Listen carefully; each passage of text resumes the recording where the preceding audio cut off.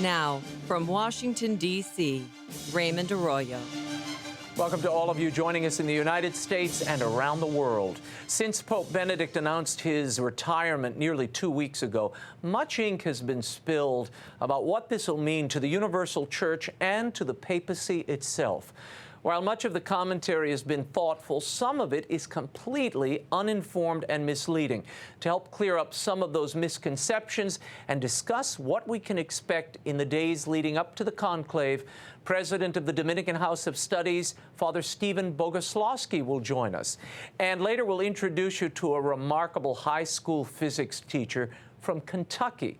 You'll see how he gives his all to his students and will explore the faith and family that drives him on. He's our first unseen hero, and it's straight ahead.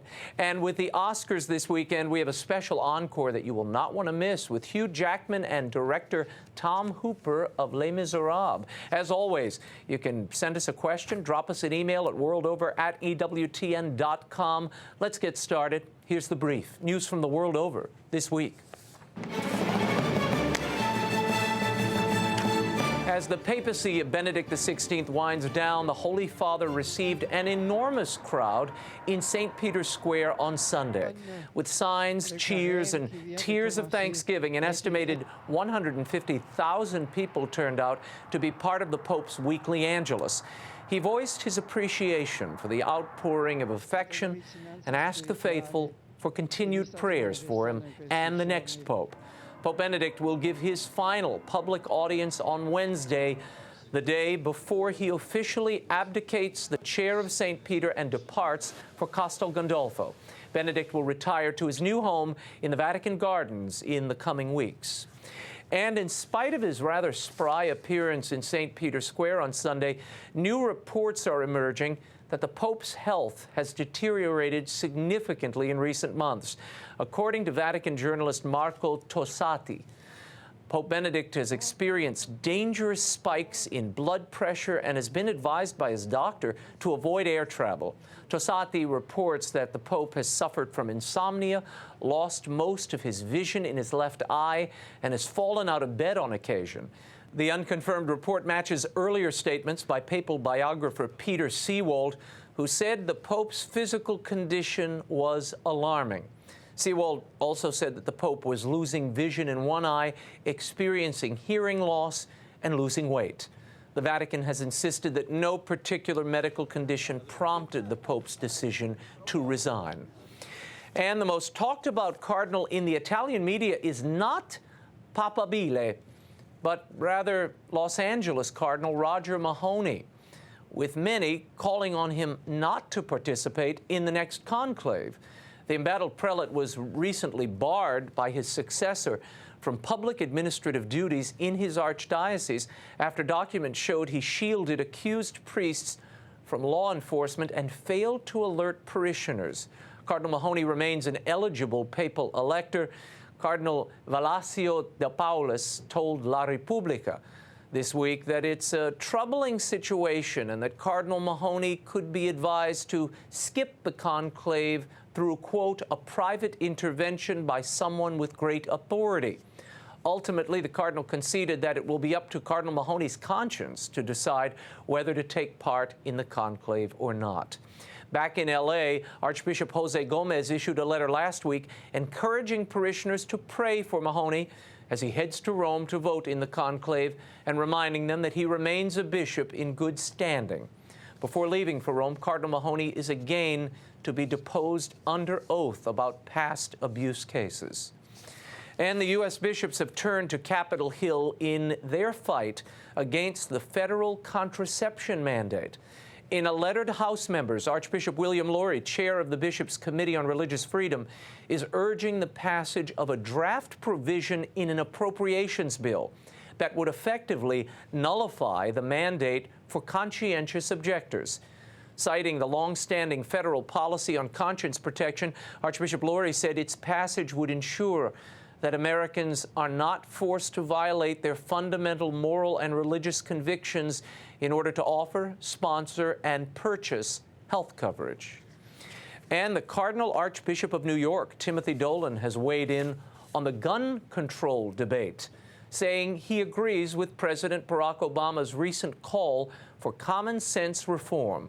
In his most recent blog, the U.S. Bishop's president opined that regulating and controlling guns is part of building a culture of life, of doing what we can to protect and defend human life.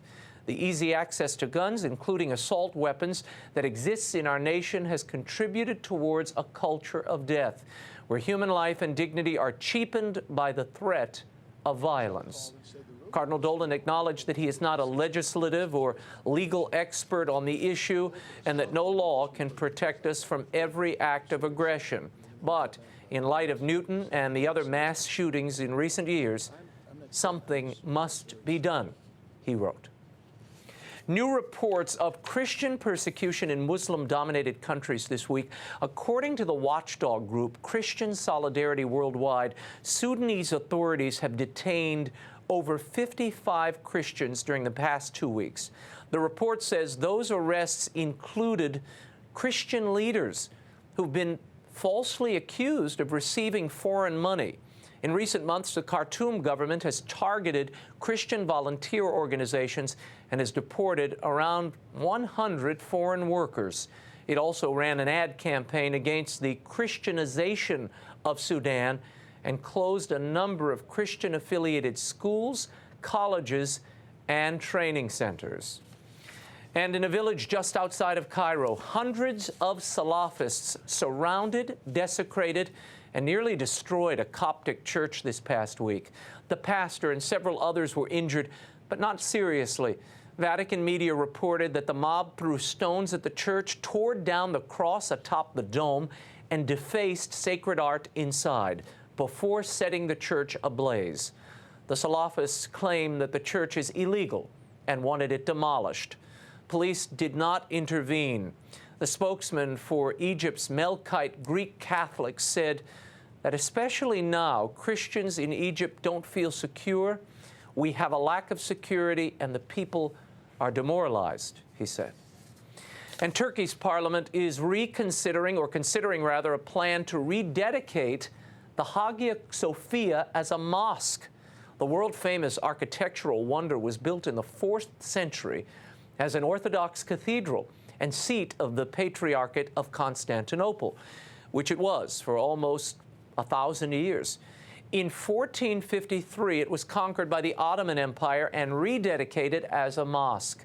Turkey's secular government in the 1930s then turned it into a museum. The current government is controlled by an Islamist majority, which has already transformed another ancient Byzantine basilica church into a mosque. Bartholomew I, the current Patriarch of Constantinople, said the Hagia Sophia should remain a museum. But if converted to any religious use, it should be a Christian church, since that was its initial purpose. And finally, the Vatican is studying a purported miracle that could lead to the canonization of Blessed Pope John Paul II. The Congregation for the Cause of Saints has asked a commission of medical experts to investigate the reported miracle attributed to the intercession of the late Pope. This, according to La Stampa. Details of the case have not emerged. We will keep you posted. When we return, Father Steven Boguslawski, the president of the Dominican House of Studies here in D.C., will give us his thoughts on the papal resignation and respond to some of the commentaries in the media and online. The World Over Live continues in a moment. Stay right there.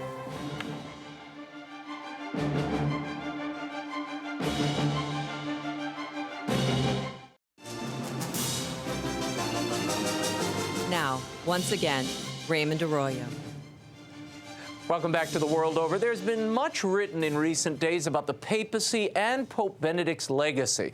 Theories about Benedict's true motivation and the implications of this resignation have abounded.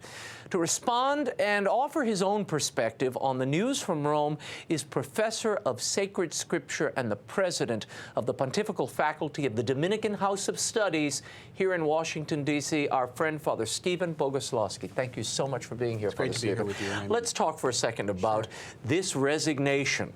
The term resignation, we've heard that a lot. Sure. I've been using abdication, but then people get upset with that term. What is the correct term in your estimation? Well, there's a very interesting study that was done, very brief, by Bishop Paprocki, which I think identifies some of the issues and looks at the code and also looks really to the American construct of English.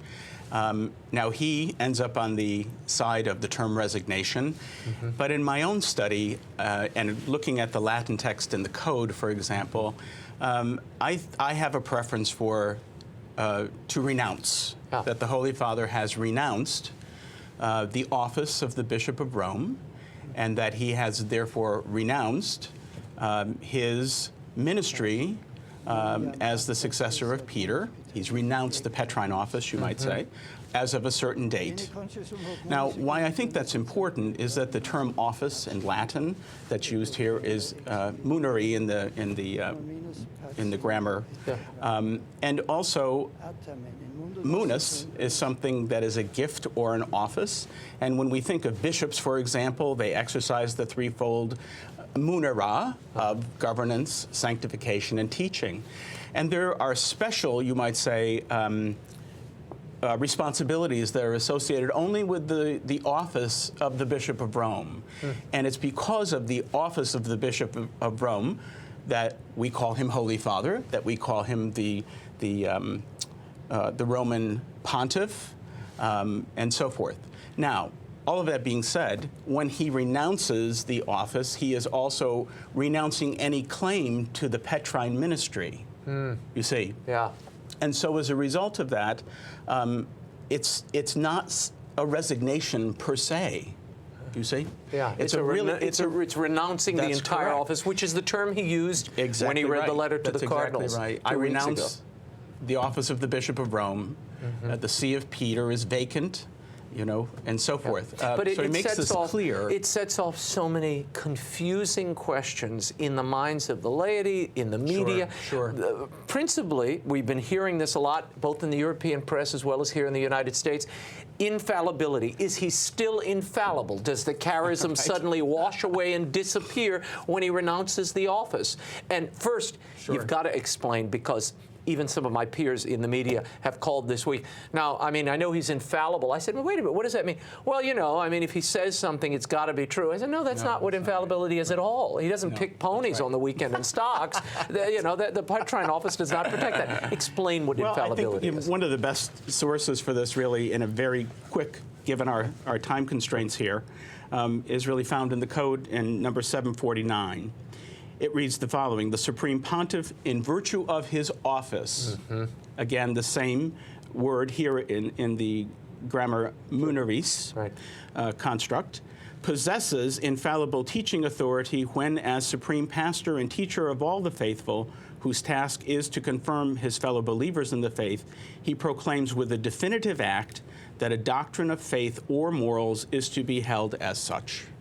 Now, there's more to this. So it's only, but it's only faith and morals, and it's only been invoked, what, twice in the last century? I mean, so you can see, however, that infallibility very clearly in the code attaches it to his office. And having renounced the Petrine office as of a certain date, therefore the issue of infallibility really does not apply. It's a moot point. And you have to remember, the reason I cite the code in these two instances, and I'm not a canon lawyer, is... but you play one on TV. You're very good at that, Father. Thanks, Raymond. The reason I do it is because the code embodies the theology. It embodies the Church's self-understanding in a very succinct way. Now, of course, these texts need to be interpreted in view of other texts. But for people who have these sorts of questions, I think this is a very clear illustration where the code is a wonderful resource to consult. Yeah. And I also would recommend Bishop Paprocki's That's an excellent study. piece. In It fact, really I will is. post that on my Facebook page Great, so you great. can read it. It was I thought it was well done. The USA Today this week had a piece by an ex-missionary of charity with obviously an axe to grind. So we take read it it. with a salt, a big grain of salt. In it, she suggests that by resigning, the term she used, by resigning the office, Benedict, quote, treated the papacy not like a sacrament or a monarchy, but like a job. He has somehow brought it down to a human scale. Your thoughts on that entire understanding? The papacy isn't a sacrament, and it's not a monarchy, and it has a lot of responsibilities associated with it, but the term job I don't think really applies here. I think it's far more comprehensive. It's a ministry. It's really a call from God with graces that are freely given to him at a particular point. Now, let me give you an illustration. You know, in the Dominican order, we elect our superiors, and they're in office for 3 or 6 years, or in the case of the Master of the Order, roughly 10 years, but they go back to the ranks after it's all over. That doesn't mean, however, that God does not give them the graces that are needed to function within that job for that set period of time, but it doesn't get carried back with him when he goes back to the ranks, you see? Yeah. So I think there's a lot of confusion when they use the term resignation, for example, as it does bring us into the corporate and to the business world. And I read it, I was a little bemused because those 3 illustrations that were used are really not apt. Yeah. Let's talk for a moment about the personal side of this. There's been a lot of reportage. You heard a little bit of it in our brief at the top of the show. We now know from the papal biographer, the Pope is blind in one eye. He's having trouble hearing. He's emaciated in the description of one press account. Does any of that surprise you, and do you think that in part explains this renunciation? Well, what we have is, in this instance, the Bishop of Rome determining that he needs to renounce this Petrine ministry, first for the good of the Church. And with Pope Benedict, we always have that as the chief concern. It's never his personal desires. If it were, he would not have stayed on in Rome for so long under Pope John Paul II. Yeah, he'd be playing in Bavaria right now and writing his books. In Germany, that's right. And that's the first thing. But I do think that it's another illustration just of aging, you know, that everyone has some form of physical suffering that comes upon them at various stages in life. I'm sure, as he says, he spent a great deal of time in prayer, and he has measured his abilities over against what the demand is in the contemporary scene to exercise the Petrine ministry for the good of the Church, and as the Lord would want him to do. He's come to the settled conviction that it would be important for him to renounce this as of February 28th at 8 p.m. his time. All week I've been getting calls. Sure. Is it his health? Is it he looking at the administration and it's all too much for him? I said it's probably both and. We don't know what all of this is. Right. But surely we do know this man for 23 years sat next to John Paul II and watched what happened when a pope got very ill. Sure. And what happened in the Curia, the confusion that sets in, the inertia, the lack of momentum, and knowing there's no pope, there's nobody who's going to pick up the phone or call us upstairs. Could it perhaps be just, I mean, I'm sure that's part of the calculation, that it's an administrative part of the Petrine ministry is this administrative responsibility for connecting with these dicasteries and the various offices in the Vatican that help the ministry go, that help it continue to thrive and be active? Well, the Pope is the universal pastor. I mean, he has care for all of the churches. That's his responsibility.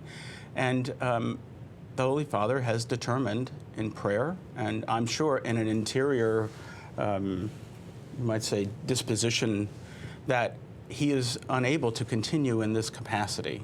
That doesn't mean, however, that as he renounces the office, and of course he will be at least we think, is going to be living within the confines of the Vatican, he certainly will not be renouncing, you might say, his desire for our sanctification, our own growth in holiness, our own, all the things that he has dedicated his life to, especially in terms of theological explanation and most recently, biblical interpretation and so forth.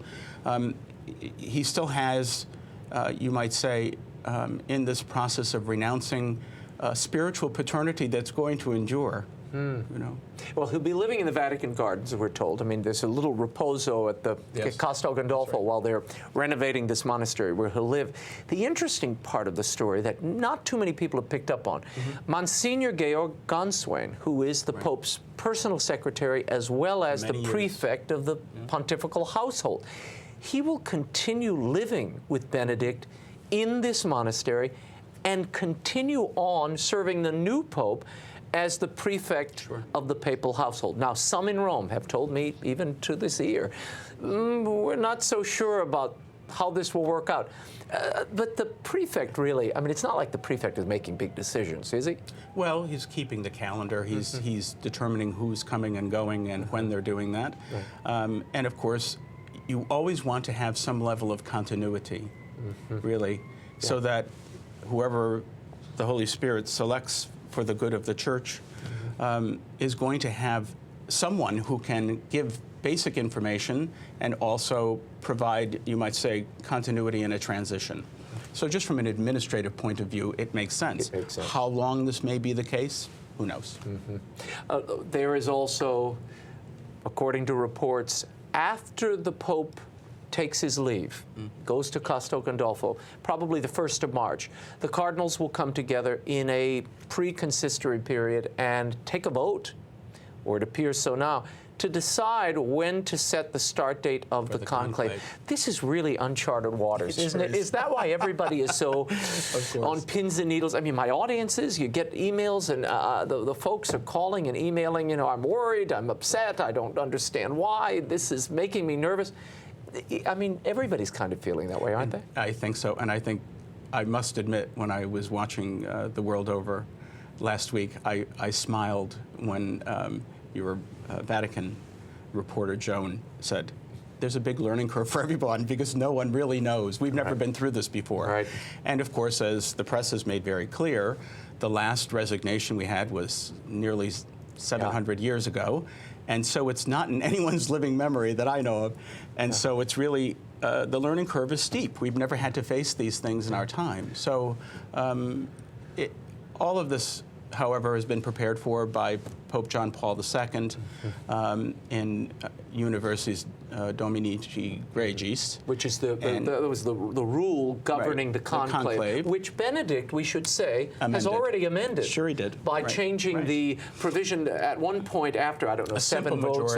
It went to a simple majority from a 2/3. Benedict overruled that. It now has to be 2/3 majority or 2/3 plus 1 if there's a deadlock. The other aspect of this, though, is that the cardinals are coming together from all over the world, from all of the churches, and they need time to get to know one another, and that's the first part of it. And the second part of it is that there also needs to be time for them to meet, to hear reports on the state of the church throughout the world, and so that the cardinals are better informed, and they're not thinking simply, as they certainly should not, and most of them will not, think just simply of one small segment of the church. It has to be care for the whole church because he is the universal pastor. It is going to be an exciting month here coming up, and we'll see what happens in that window. But yeah, that's what I'm hearing. They would like to wait till the 15th, at least the folks I'm talking to, the cardinals I spoke to, because they feel that time is needed for prayer, reflection, and not to steal the Rodgers and Hammerstein thing, but getting to know people, getting to know each other, and that's how important that is. Father Boguslawski, thanks so much for being here. We'll see you in the days ahead. When we return, our inspirational Unseen Hero segment will introduce you to a father and educator who demonstrates what it means to truly live a consistent life of faith. Who is our unseen hero? You'll meet him when The World Over Live continues in a moment. Stay right there.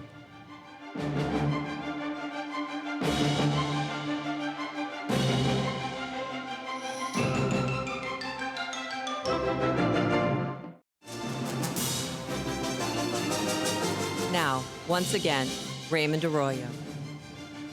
Welcome back to The World Over Live. Earlier this year, I told you we'd be bringing you stories about people who are really making a difference in the lives of those they touch and their families. In communities, schools, and families all over the world, there are countless unsung and often unseen heroes.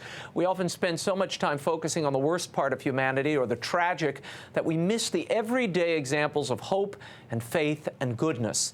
I asked you all to send me your suggestions for this segment, and one of our viewers shared the story of our first unseen hero, Jeffrey Wright. He teaches physics at Louisville Male Traditional High School.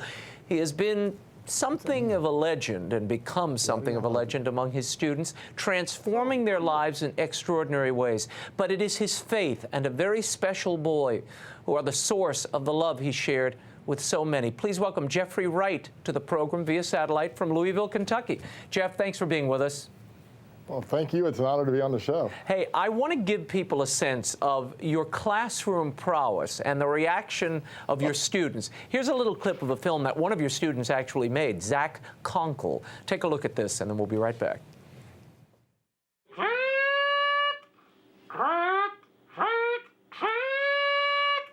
Test question alert. Test question alert. Note from the big giant head. I don't fall asleep in this class. I just don't. And it's weird because I can remember falling asleep in every other class. I've never had a teacher like him at all. Like calculus, every day, just I pass out. Like, he's probably one of the teachers, like, probably when I'm 75 years old, that I'll still remember. RTs, I fall asleep in there all the time. He's the epitome of what I think a teacher should be. Good, start pumping? How do you know how far this is right now? You know what? I think, oh, that's what I was afraid of. Okay, go ahead and go get that tail for me, please. Jeffrey Wright joins us. Now, Jeff, those were some of your students there, and we saw a touch of your unorthodox methods in the classroom. Was this always your style, kind of over the top and a way of engaging your audience, if you will? Well, they've always said that good teachers borrow and great teachers steal. So I guess I've stolen a lot of good things from a lot of great mentors over the years and built a repertoire, I guess. Tell me about this audience. Tell me about your students. Well, gosh, they come from such different backgrounds, and you know, I get them for that 1 hour a day, and I guess if I can just feel like I can inspire them to learn and have a passion for learning, then they're going to make a difference in this world. So that's what I try to do that every day and make learning a little bit fun, at the same time very challenging. From your perspective as a teacher, has it become more difficult to teach the course study in light of what's happening in the culture and in the lives of these kids? Oh, absolutely. And in fact, that's why I try my best to individualize the instruction as much as possible, but I do that more by getting to know the kids as opposed to actually changing the instruction. Like I said, so many kids come from different backgrounds and different family situations that everybody struggles in a little bit different way, but at the same time they succeed in different ways at the same time. Mm-hmm. Tell me what it means to you to be a teacher, particularly today. Well, I guess ever since I was little, I see teaching more as a vocation than a job, and it's definitely something that I've been called to do. And I just know in my heart and in my mind that when I can touch a kid and like I said, make that kid love learning or try to figure out what that kid wants to do with his or her life and how they're going to make a difference in the world, then I'm doing what God has called me to do. Mm-hmm. And I know you're a Catholic. I was stunned watching this piece, which incidentally, this little film, which I posted on my Facebook page, it showed you at home, and we're going to show a little clip of that. And I was struck by, when it started, I said, this guy's got to be a Catholic. You could see, you know, the sort of sacramental expression coming out, and your concern for each one of these kids. This wasn't a rote recitation. This wasn't just a cold class study. It was really embedded in all of that. Certainly you're teaching them, but embedded in that are really these life lessons. And I want to mine that a bit and let you explain that to the audience. Here's a little clip of, I think, one of the keys to your success, and I know you've woven your son Adam into your course study. Here's a little clip of the film with you and Adam. Father, Son, and Holy Spirit, amen. Oh. Bless us, O Lord, and these thy gifts which you're about to receive from the bounty of Christ our Lord. Amen. Amen. It's like that one color. Abby is perfect in every way. She's actually 15, not 14. She's 15 going on 25. She's, one of these people that can't stand her dad because he's stupid and a little bit nuts and so forth. So I love her to death. When Adam came along, though, we didn't think it was going to be a boy. And all of a sudden, a boy pops out, and I'm thinking, wow, this is cool. Now I got a girl and a boy, and not that I really cared, but you get all the dreams of, wow, I'm going to be going to football games, I'm going to be going to baseball games. If they're not any good at sports like I am, we'll be going to plays or something like that. Whatever it be, yeah, I'm going to be there for my little buddy, okay? No, now we have to give her our address. Oh. So what is our address in Spanish? Uno, dos, so. Now, Jeffrey, tell me about Adam. I mean, there was a little introduction of him there, but he has Joubert Syndrome. Tell us about this syndrome he's contending with. Joubert syndrome is an autosomal recessive disorder, so my wife has to have a gene, I have to have a gene, and what it affects is the vermis of the cerebellum. It's sort of the part of the brain that connects intelligence with all the physical ability.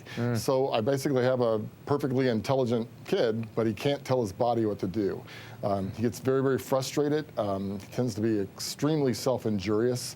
He'll just hit his head, or if he gets upset, he'll start kicking his legs on the side of his wheelchair until he bloodies himself, or he'll roll out of bed and start banging his head on the floor. So it can be, a big challenge as far as the disabilities. And there were several things when he was little that was hard too. And initially, you all weren't sure if he could communicate. Tell us about the day that you realized he could. Oh, that was absolutely incredible, because Adam was born blind. And I state this in the film. It was Abby that sort of gave us that great awakening and taught us how to treat him normally. I went up to Abby's room one day, and all of a sudden she had her little brother playing dolls. And I said, Abby, what are you doing? And she says, I'm playing with my little brother. And I said, but he can't see, he can't do anything. And anyway, he started kicking the dolls, and I said, wait a minute, if he can kick those dolls and do that, he can see. And so it's like, by her working with him and playing with him and loving him, she sort of taught him how to do those sort of things. So it was Abby that really was the great awakening for us. And tell me, I mean, obviously, this must have been a trial for you personally. I'm sure a challenge to your faith when you discovered that the idyllic little boy that you had envisioned was not what God intended for you, and that indeed he had a greater ideal in some ways for you and your family. Absolutely, and I guess, when St. Peter said everything in life is based on faith, hope, and love, I have to say that I started doubting every one of those when he was born. But it was everybody around us that really showed us the hands of God, and the fact that, for instance, a 15-year-old girl came up to me at church and said, hey, I know that you could teach Sunday school. Can I take care of Adam? Because I want to be a special ed teacher when I grow up. And I'm thinking, well, heck, if she has the faith to do it, how come I can't do that? And another lady at church came up to me and said, I work with a lot of people that do therapies. Can I arrange people to help you out with therapy? And so it was all these people that came out of the woodwork that we never asked. And it's like, somebody's on our side. And we had no clue why it was all these good things were happening to us, to get through this challenge. But we always were told that we could do it. So all these other people gave us hope and gave us faith and a heck of a lot of love at the same time. And you eventually, you and your wife, you taught Adam how to sign, right? How to use sign language to communicate. Yes, sir, and that was done through a videotape set called Signing Time. It was all done to music, and Adam loves music, and so we were able to learn it rather quickly, too. And when we were able to, I don't know, it was just absolutely emotional to me when I saw for the first time when he signed, Daddy, I love you. That was just remarkable. Oh, beautiful. And he's so special, amazing. And you have now taken him and his story and really woven it into your course study. How do you introduce Adam's story and your story really into the study of physics? Why bring it into the classroom in that way? I think, for instance, today I was teaching about entropy, and what that is the whole idea that all the energy in the universe is going to become unusable. And the kids really don't care about that. But if I put it in a different light and say, okay, if everything's going to be just totally wasted, what's the point of life? And we talk about how big this universe is and how small we are. And to make it personal to them, I introduced them to my son, Adam. And the fact that, he has so many disabilities, what's the point of it all? And I think when they can realize that here he is, he can't talk, he can't walk, he can't do a lot of things, but he can love. And it's love that sort of makes all those other things worthwhile and gives purpose to this life. And I think when they learn that, even though it's in a public school, that's not religion, that's just part of life, that they realize, well, maybe this does have meaning, and maybe this physics does mean something important to me. No, and it's obvious they're touched and moved deeply. I mean, they came out of the classroom, weeping and hugging you after one of your lectures. Is that a common reaction? And what do you think about this story, your family's story, so deeply touches them? Well, it's a common reaction because I know a lot of what goes on in my students' lives. Some of these kids have, been abused, and they come to me and they talk about it. Some of them have gotten pregnant, and they come to me and they say, what can I do about that? And so when I know a lot of personal things, and then all of a sudden they realize, well, other people are going to help me get through my problems too. I think they realize that, if they have love in their life, they can get through it. Yeah. No, it's such a witness. It's so powerful, and the film. I'll tell everybody how they can see it. I've mounted it on the Facebook page, but it's something. It's an incredible. It really does beautifully capture not only your teaching approach, but your whole story, your family, and one feels the love and the faith that is present in the family and that you then export into the classroom. And here's the question. So many people live divided lives. They believe one thing and they do something else. How did you come to blend and live a consistent life? Well, that's why I wanted to go back to you, because you're pointing it out to like I'm the hero here, and that's not the case. Hey, Jeffrey, I get to determine who the heroes are, okay, on this show. So you're a hero in my book, okay? Well, it's the fact that so many people are constantly coming out of the woodwork for no reason at all. I mean, they see Adam and they just want to love him unconditionally, and he gives it back somehow or another. And I learned from that. And it's everybody else helping us out that allows that blend to happen, and for me to have the faith and hope to keep going. So, like I said, I don't know what Adam, how he has the ability to get that to come out in people, but even as I was walking in the parking lot tonight, this man, Charlie, he walked up to my son first and said hi to him before he ever said hi to me. I just think that's so neat that people didn't do that. That's special. Jeffrey Wright, whom we're speaking to. Jeffrey, what would you say to people? And I often hear this, particularly in Washington, D.C., as healthcare policy is drafted, et cetera. And they say, these people with special needs, they don't enjoy the quality of life that the rest of us enjoy. And therefore, these lives are just not, we've got to be very careful about the way in which we care for them or even encourage people when they know early on that they're to have a child with special needs. You would say what to them? What I've learned through all this is the fact that, yes, all my dreams for Adam had to change.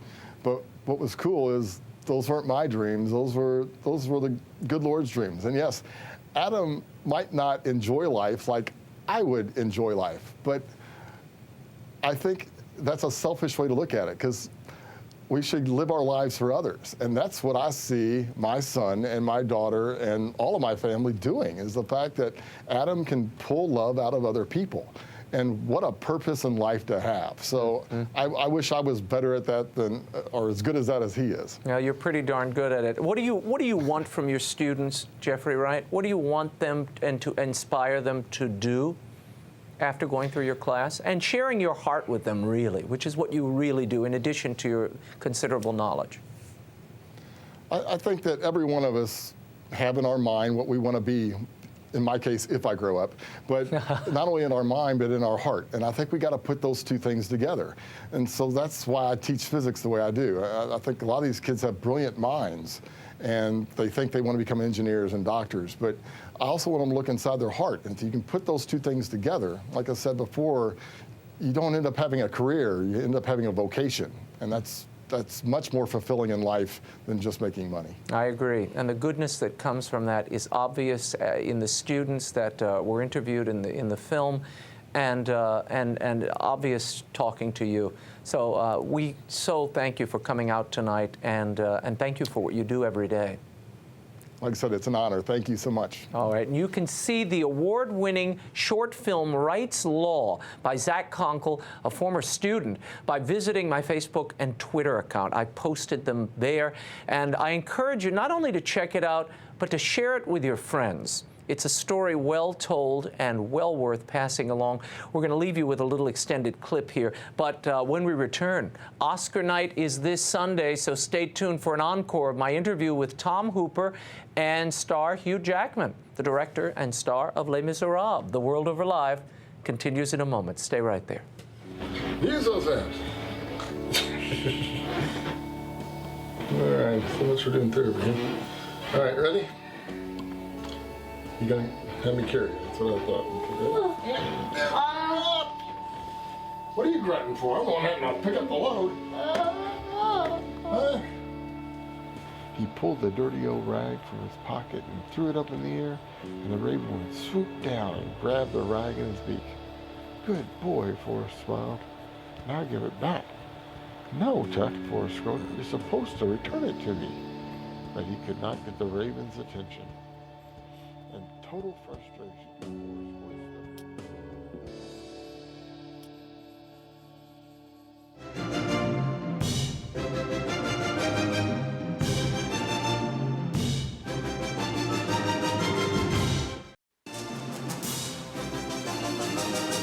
Now, once again, Raymond Arroyo.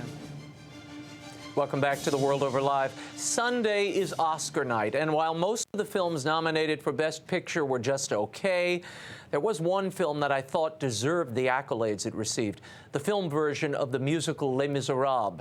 The film's been nominated for 8 Academy Awards, including Best Picture, and HUGH JACKMAN's nominated for Best Actor. I recently spoke with director Tom Hooper and HUGH JACKMAN just before the film opened. And on Oscar weekend, we thought it the perfect time to bring you an encore of our look at Les Miserables. Where is your child? No life has killed the dream. One day more. Is it? Another day, another destiny. Thumbs up. It's never-ending road to Calvary. Where's the child, Cosette? Tell me a moment about the moral. It really is a moral drama, and it plays like a moral drama in a way that somehow the stage show, I mean, I saw it in London, I saw it in New York, I didn't get that from it.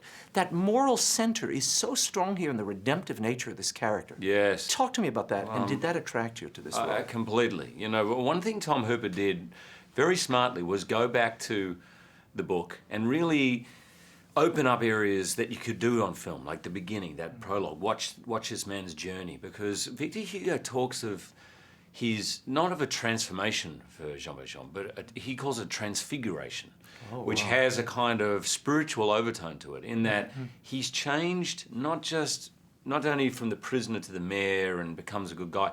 Inside, his heart is completely opened up. He's completely changed, and he's closer to God in every way. And I've always loved the last line of the musical. I was just about to mention that. I've never heard it for some reason. I don't know. I don't think I have either, but to love another person is to see the face of God. And it's so true.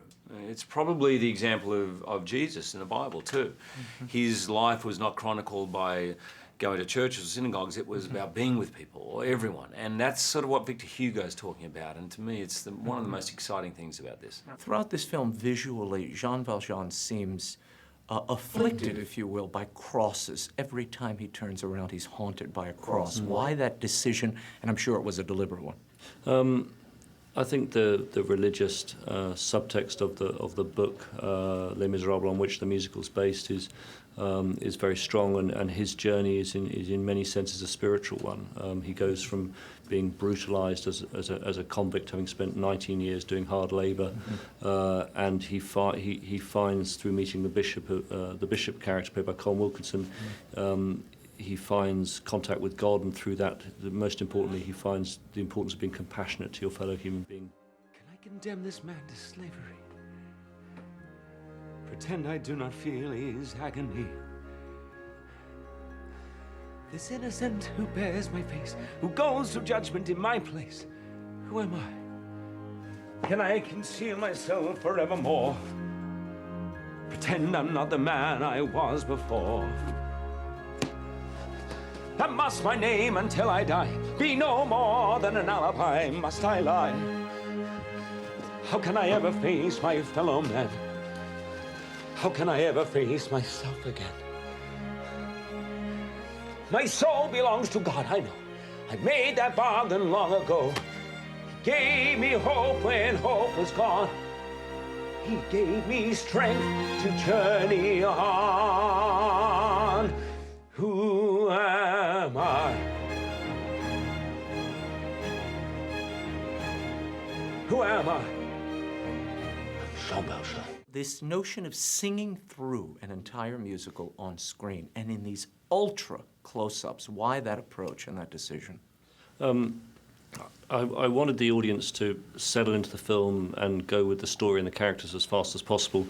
And I think it's tricky sometimes when you mix 50% dialogue, 50% singing, because one moment you're in a dialogue movie, next moment they start singing, you're like, why are they singing this bit? And now they're speaking again, why are they speaking that bit?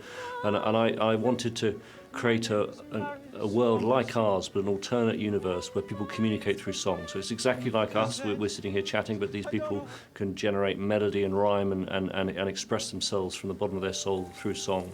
On my own, pretending he's beside me, all alone, I walk with him till morning.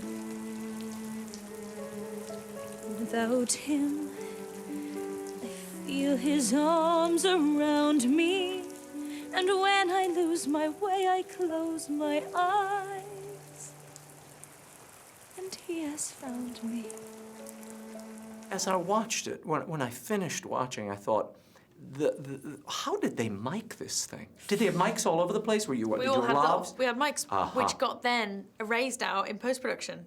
Oh, so, I see. Yeah, so we had little earpiece in, so we could hear a piano that was, just offset. In another studio, yeah. And then we had, microphones here attached to our corset, to my corset, our corset. The universal corset. The universal corset. I love him, but when the night is over. How did King's Speech and John Adams prepare you for this scope? I think John Adams gave me some preparation in terms of the kind of epic scale of Les Miserables, because John Adams covered a 50-year time span and went from America to Europe and back again, and had a huge cast of characters. And in a way, the King's Speech prepared me in terms of finding that confidence to just hold on an actor's face and know that if you have a brilliant actor, you don't have to cut away, because they can hold the screen and tell the story beautifully. Now, prisoner 24601, your time is up and your parole's begun. You know what that means. Yes, means I'm free. No. Follow to the letter your itinerary. This badge of shame you'll show it till you die. It warns you're a dangerous man. I stole a loaf of bread. My sister's child was close to death. You are an adoptive parent. Yes. Tell me how that experience governed the choices of this role. Did it affect at all the way you approached this role of Jean Valjean? It's a good question. I forget that I'm an adoptive parent. I think the thing that Victor Hugo talks about and Tom Hooper really wanted to exacerbate in this story of Jean Valjean is that when he takes care of this young kid who's an 8-year-old girl called Cosette. His heart completely opens up and he experiences love, unconditional love, for the first time in his life. Now, it's not the first time in my life I've experienced that, but when I adopted my kids, I can't imagine there being any difference between being an adoptive parent or biological parent. There is something about the open, trusting, loving souls, natural souls of kids that just demand that of you. And there's no doubt that for me, as a parent, playing Jean Valjean, particularly that second half, or if I think about that final scene, very easy for me to connect to those feelings. Yeah, and you could feel it. I mean, there's a depth in your performance here that is just extraordinary. Thanks. Now, do you hear what they're saying out there? No. Do you hear the people say Academy Awards for Hugh Jackman? Do you hear that? You hear the buzz, Hugh. Well, you got to make lyrics rhyme at least. Well, I'll do it. Okay. Do you hear the Academy bringing awards to Hugh Jackman? Huh? It's closer. It's close enough. Not too bad. Okay. Thank you. I'm not going to even get into that, but it's thrilling to have people love this movie musical. They don't get made very often. I feel very blessed to be part of it. It's an incredible role, but please, let's hope that Hollywood doesn't give up on making movie musicals. Tomorrow you'll be worlds away. Who was that girl? Cosette. And yet with you my world has started. But he never saw me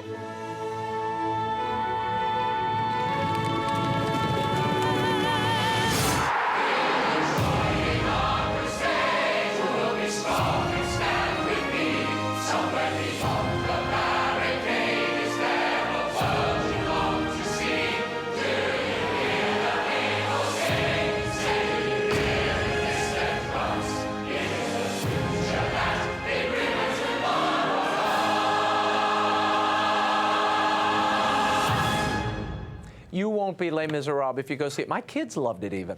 That is all the time we have. I want to remind you my interview with then Cardinal Ratzinger, Pope Benedict XVI.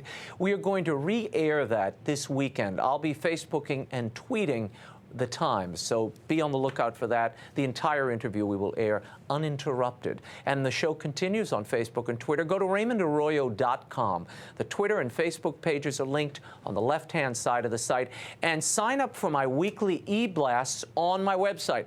I'll keep you updated on the latest as the conclave approaches. Join us next week for a full wrap of the final day of Pope Benedict XVI's pontificate. Joining me will be Robert Royal of the Faith and Reason Institute and others. In the meantime, we'll be scouting the world over for all that is seen and unseen. On behalf of the staff and crew of EWTN News, I'm Raymond Arroyo. We'll see you next time. Bye now.